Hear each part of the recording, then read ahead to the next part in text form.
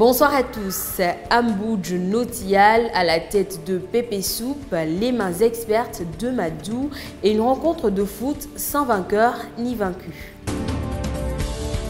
La société de communication et médias en ligne dite CDML SA a un nouveau directeur en la personne de Ambudj Notial.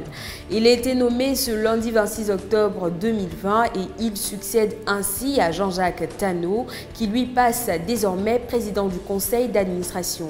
Le nouveau directeur général de CDML totalise une longue expérience dans plusieurs domaines dont le journalisme, mais il jouit également d'une expertise en communication stratégique, gestion des campagnes et de la marque, ainsi qu'en réflexion et leadership des personnes. Ambudj Notial sera épaulé dans ses fonctions par Dominique Delafosse en fonction de directeur général adjoint.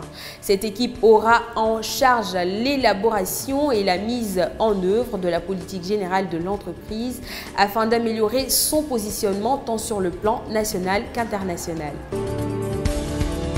La confection de marmites est un art dont les secrets et les codes n'échappent pas à Madou Siduye.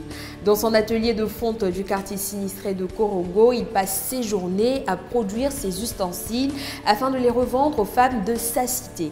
Chez Madou, le travail se fait de façon artisanale comme son formateur le lui a enseigné à ses débuts en 2008.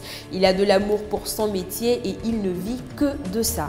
Même s'il reconnaît que son activité en baisse ces temps-ci, il essaie de tenir bon avec ses ventes car, dit-il, sur chaque marmite vendue, il obtient entre 1000 et 2000 francs CFA de bénéfices.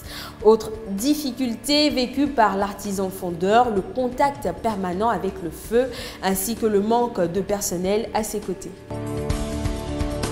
L'opposition du dimanche 25 octobre 2020 entre Sékou Touré et ses amis footballeurs du secteur Belleville 1 de Bouaké s'est soldée par un score nul de 1 but partout.